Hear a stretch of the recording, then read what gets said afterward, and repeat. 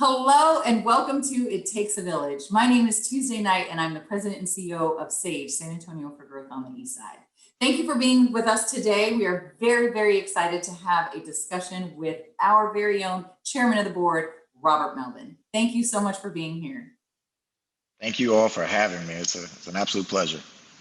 So while I give you a little bit of information about our chair, we are going to have a discussion as we do with this program. So our goal is to talk to business leaders in the community, to talk to them, hear about what they're doing, specifically about things on the east side of San Antonio, but San Antonio in general. So we're very excited to have Robert Melvin here. So as I talk about his bio, let me give you a little bit about Mr. Melvin here.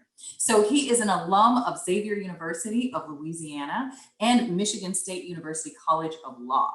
He has more than 20 years experience in economic and business development for state and local governments and commercial and residential real estate development projects. With a passion for finding innovative ways to deliver sustainable, quality homes to the market, Robert sits on numerous committees and boards such as ours here at SAGE. I know personally that he works a lot with community. He works with different businesses, but specifically it is to make sure that we are developing the city of San Antonio. In San Antonio, he was actually awarded the 2019 San Antonio Business Journal Building San Antonio Awards. So, and that was, I'm sorry, for best townhome and condo development. So again, thank you, Mr. Melvin, for being here because we really want to talk about what's going on the east side of San Antonio. But the first question, let's start off with how you're doing and how you're coping with all of the things that have happened pre-pandemic and also now that we are semi out of pandemic. Absolutely, I appreciate it. I'm doing well. I think the all of the activities that have taken place in the last 18 months have kept us extremely busy, and there's something to be said about keeping your mind occupied so you don't get an opportunity to truly slow down long enough to really allow for the gravity of everything that's taking place to really set in. So we've been really busy, both personally and professionally, and just keeping the wheels of the bus on the ground has really been a blessing that has kept us narrowly focused on a target. So well, we're well. Thank you very much for asking. Happy to hear that. So you have been involved in a lot of local things, and one specifically that I want to talk about is you were recently involved with Living in My Skin. It was a project to shine a light on today's reality and what it's like to be a Black man or boy in San Antonio. So tell us about your experience with that project. That was a very eye-opening and humbling experience that was put on by Brandon Logan, Seymour Battle, and Lionel Sosa. I was asked to participate in the questions that, as well as my son, and it was really to highlight that our life experiences and what we as Black men go through in our daily lives. And it's interesting because we take it for granted in the sense that these are things that are normal experiences for us in our kind of every morning we wake up and we put on our pants and this is what we know to be truth. But to share that story in a format that is consumed by the masses was extremely eye-opening because we've gone out and we've spoken with corporate entities and their staff at length about the injustices that are persistent in our society and in the city of San Antonio collectively. And so that was a really eye-opening experience, I think, for others to be able to share in that story because they look at you as business leaders, as community leaders, and there is a perception that I think that is branded kind of, your life and how things work.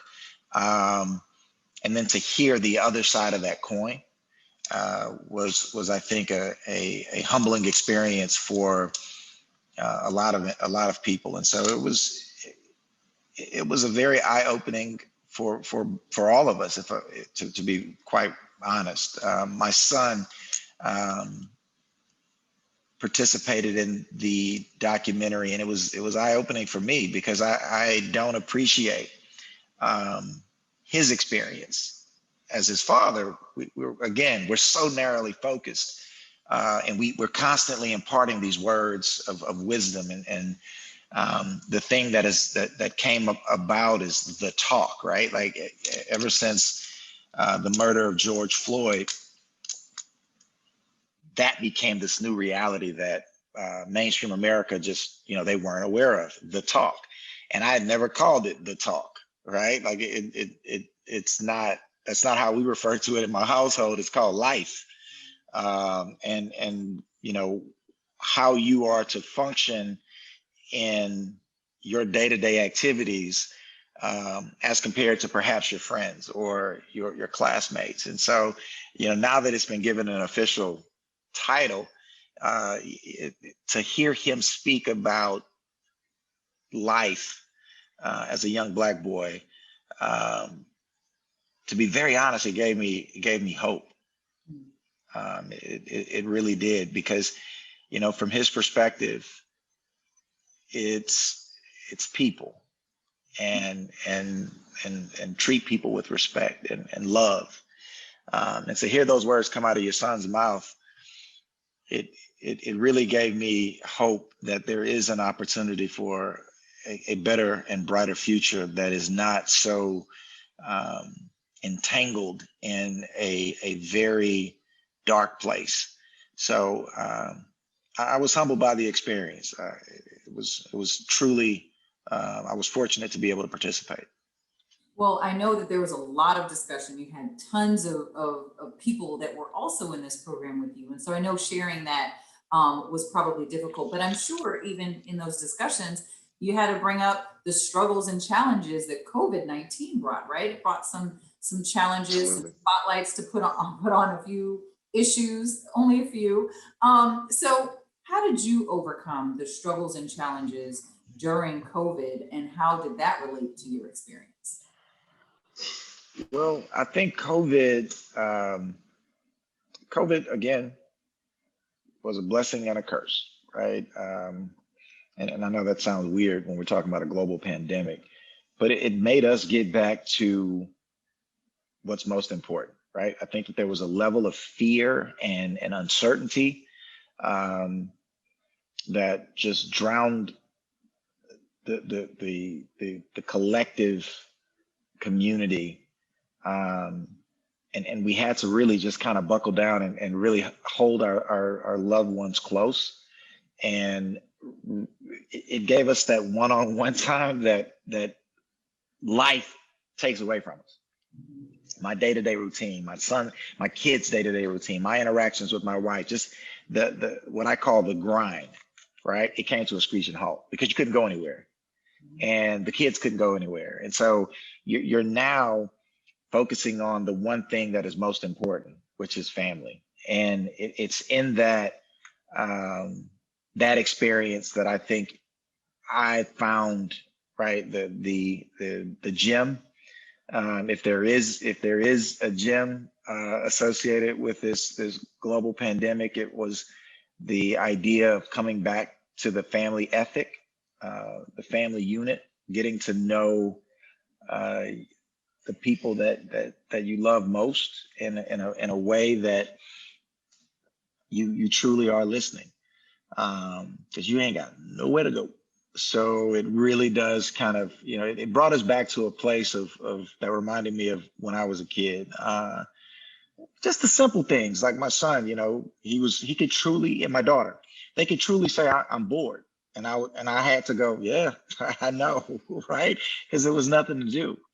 And so, we were able to show some old school ways of having fun, the old paper football and the rubber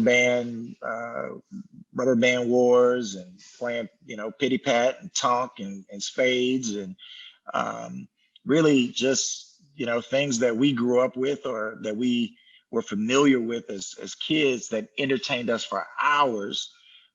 We were able to kind of share that with them, and it was really enlightening. The flip side of that coin was the struggles of maintaining a healthy mental state during a time when the world was in a global pandemic. So that's the plus side. The negative side was trying to run a business when you couldn't have open interactions with individuals, right? So it was all about your bubble.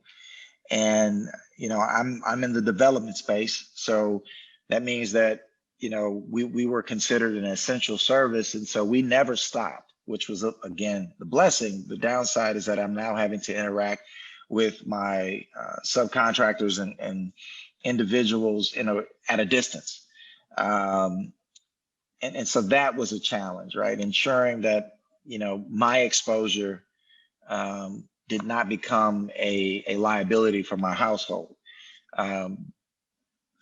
That balance took a toll. Creating an understanding within the company culture that when you leave here, I'm depending on you not to expose us, through reckless behavior beyond the office. And likewise, I won't do anything when I leave here to ensure that my circle at home, my greater circle, remained as sterile as possible throughout the process. And we were very fortunate. The systems that we came up with, they worked. And as soon as the vaccine was made available to the public, I ensured that everybody that wanted the vaccine had access to the vaccine, so that they could then protect themselves even further. Okay. And so even bringing all those people together, because your office was booming during COVID. You were still building, you were still developing. And how did you survive that? How did you manage to still put out great products while struggling with everything that happened last year? Carefully. I think it really did come down to having an understanding with our team as to what the mission was, and being extremely respectful of the risks that are associated with violating that understanding. And everybody, when it first started, COVID was so far away. I felt like everybody that knew somebody, had somebody, it was kind of over there. And the further we got down that trail, the closer and closer and closer it got to home, right? And then we all knew someone personally who had been impacted by the virus. And that made it a lot more tangible. It made it something that was hitting close to home. And so, around our office, we, there was no entrance. There were no drop-bys or showing up without a meeting. We then went a step further, and if we had interactions with certain teams, such as our engineering or architects, we required them to have a negative test so that we could allow them into the circle, right? And for those that may have taken issue with it, we made sure that we explained that, this isn't just for us, it's for you as well, because, we're willing to show you that we're taking the precautions, because I don't want you to bring this home. I don't want to be responsible for your exposures on a grander scale. And so once they understood that, they didn't have a problem. A lot of them were, we go to our office and we go home. I understand it, but let's both bring our negative test to the table, and then we can get our work conducted and you know that you're leaving a clean environment and you're going home to a clean environment. And even then, that wasn't, a fail-proof test or process, but at least it was something, right? And I think that was all that we could do, is ensure that we were taking some sort of affirmative step to ensure that, on the grander scale, we were protecting the people that make the engine move.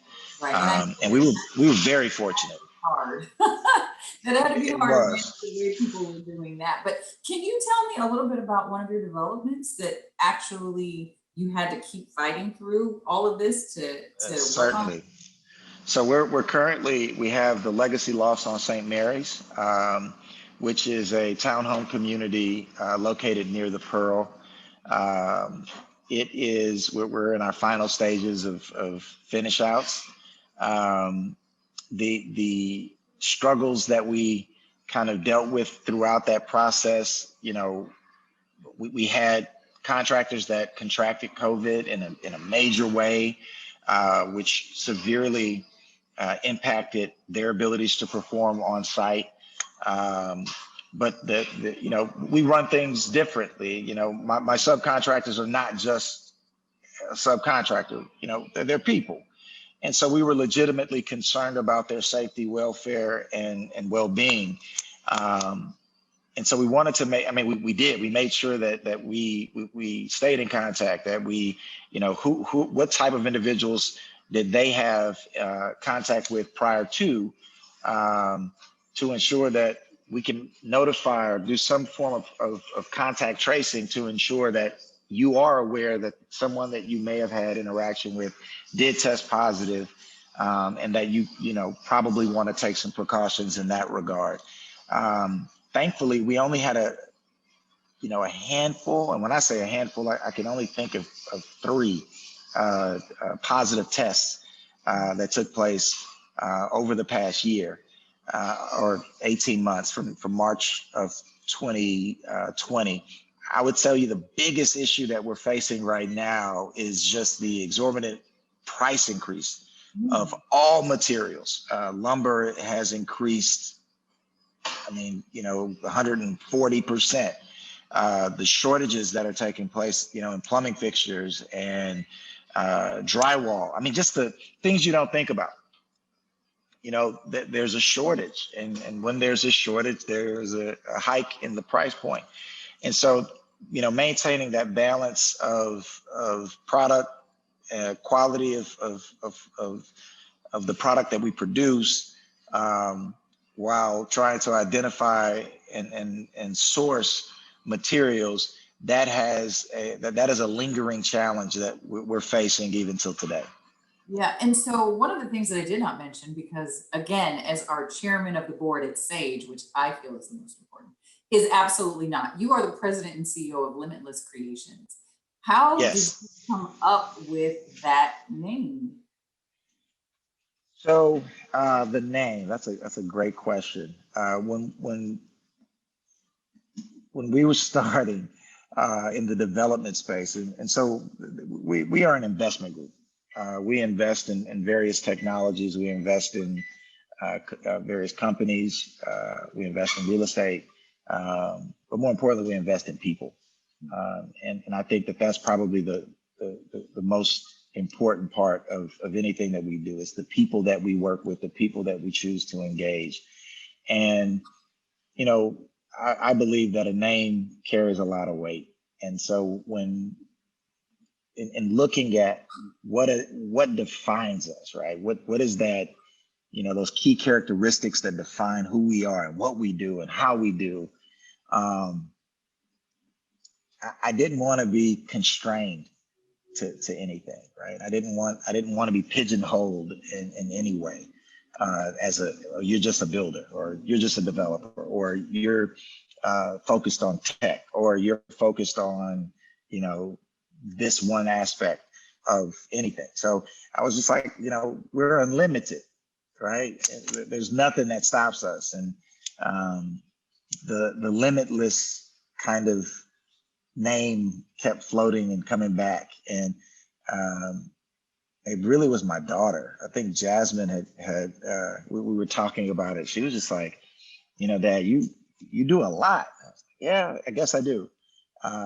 She was like, there's no limits to what you're doing. And from there, No Limits kind of ran to Limitless. And then the creative aspect of what we do came into effect. And so it was we're Limitless Creations. And And a that's just family history. thing, that's even better. Yeah, Well, absolutely. again, so economic development is your gig. You have been doing it for years. And I know that you are all over the place in trying to make sure that there is economic development on the east side and again, San Antonio in general. So as far as the economic development, tell me about how that ties into your community engagement and involvement. Wow. So I have been involved in economic development for over 20 years. That took some thinking, actually, because, I had to start dating backwards. And economic development is truly the engine behind any community, community being, city, county, state, uh, national, any cohesive forward moving operations. The economics behind it is what keeps the wheels of the bus moving forward, right? And we talk about this a lot within our SAGE activities. It's the people, the people need a job, and they need a place to stay, right? And if to have a place to stay, they got to have money to pay the mortgage, and in order to do that, you got to have some place to go to work, and and then there becomes the secondary aspects of quality education and schools and the access to training for skill sets to better oneself. And so economic development has always been a passion of mine. And I have always thought of anything that I do, there has to be a people component and an improvement of the quality and circumstance of my community has to be a major part of that decision, right? And how is what I'm investing in, how does it impact the lives of the community? And again, the community being East Side, being the city of San Antonio, being the state of the Bexar County, state of Texas, and then on a global scale. And so when we look at things from that standpoint, it really helps keep things simple, in that you always got to ask the question of how am I changing the world around me? How am I improving the people whose lives I touch? And if the answer to that is not easily defined, then I have to rethink what I'm doing and how I'm doing it. And so, for instance, in the project that I have, this is a $12 million project that we're building out. And I take for granted the fact that all of my subcontractors are small businesses, right? That is a core principle of mine, that I try to lift as many organizations as possible, as I was given an opportunity to step beyond, my comfort zone and to elevate. And I did so successfully. So I would be remiss if I did not give that same opportunity to those that are operating in this space, and to provide them with whatever resources that I have within reason, obviously, to succeed. And so, majority of, if not all of my subcontractors are minority small business owners. And that gives me a great sense of pride. And we have a weekly team meeting and to discuss where they are, right? And I do one-on-ones with them to understand, look, where are you with this project? What are your greatest challenges? What are the greatest threats that you see? How can we work together to overcome those obstacles? And it becomes a sustainable model with respect to how we're moving, because I'm one, able to identify potential problems before they begin and bring solutions to the table before they're needed. To me, that's a huge part of economic development, right? I am building and providing for opportunities for those that would have otherwise not have had that opportunity. And some of them don't cut it. I'm not Santa Claus. Like, you know, I'm not the same happy-go-lucky person all the time. But I am fair, right? And you know, we've had situations where, you know, obviously individuals bit off more than they could chew, and you know, you have to let them know that it's time to say goodbye and shake hands, and you live to fight another day. But the moral of the story is that we want to see you succeed. I want to see these people win. I want to see these organizations grow. If there's something that's brought to me that may not fit my footprint, I'm certainly providing others an opportunity to eat in a way that they may not have had that chance. And that's really what economic development is all about on a micro level, right? It's constant pushing and pulling and elevating collectively, right? The city's economic development foundation is utilizing local resources and using the business community to provide fertile ground for other businesses to come in and set up shop that will provide opportunities, jobs, secondary support mechanisms for other businesses to step in. And it's in that engine that we're creating jobs, that we are improving our schools, that we're growing our economic base to make our city and our county and our state stronger from a competitive standpoint. And so it's like a layered cake, right? We start at that base, and then we add us a layer, and then we continue to add and add and add. And ultimately, at the end of the day, we have a beautiful, tasty product that we can take a bite out and enjoy collectively. And so economic development for me is extremely critical to how we run our business. I mean, you know, we don't speak in those terms, but it is in the very ethic of what we do day in and day out as we interact with our businesses and companies that we engage. Okay. And so what advice can you give? Because you've already given a lot of advice on even how to work with you, but what advice would you give Black and brown entrepreneurs, or entrepreneurs in general, people of color? What advice would you give them, to anyone who was interested in doing what you do? Wow. So I would first say that Black and brown is what you are. It's not who you are. And so I would encourage businesses to not be a Black or brown business, but to be a business, right? Focus on the economics of what drives revenue and allow that to be your guiding principle rather than the makeup of your business. And I know that sounds kind of elementary, but you'd be surprised as to the number of businesses that are started and then they get designated as a historically underutilized business or as a disadvantaged business, and they rack up. They spend a lot of time getting all of the designations.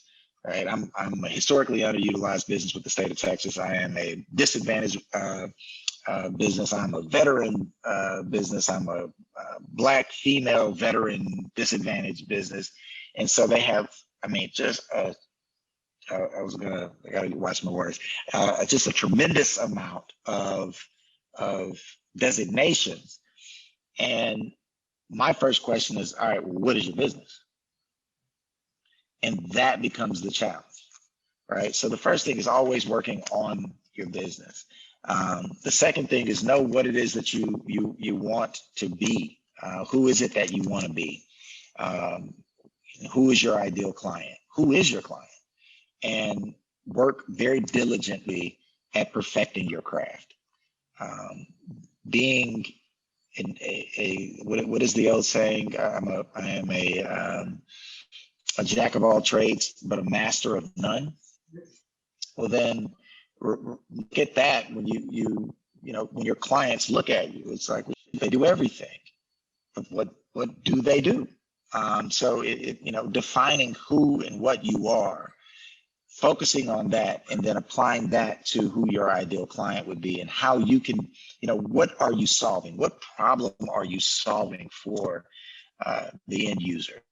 And if you're not solving a problem, then, you know, what is it that you're doing? And so I think that if you focus on those tenements and really can flush out who you want to serve, then as long as you keep your head down and you bust your hump, you'll get there. It's just like anything else. You keep your feet moving, eventually you're going to make it to your destination.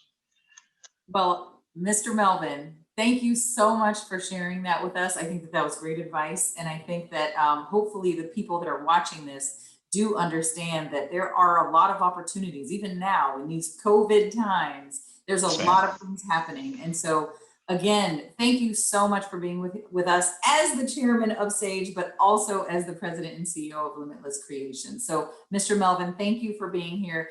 And guests and people watching, please make sure that you reach out to Robert, look up his website, see what he's working on, and, you know, take some of the advice that he has given. So again, thank you so much for being here, Mr. Melvin, and thank you to everyone watching this show. So we want to make sure that you understand that this show was created because of the need to share information. As we're doing, still socially distanced on Zoom, we are getting all of this information to you and making sure that you know SAGE is here to make sure that you understand who our partners are, who's doing this work in our community. So before we close, I would just love to say thank you again for tuning in to It Takes a Village. It was a partnership, and it takes a village to get this information and this work out. So Mr. Melvin is a part of this series and a part of getting that work down.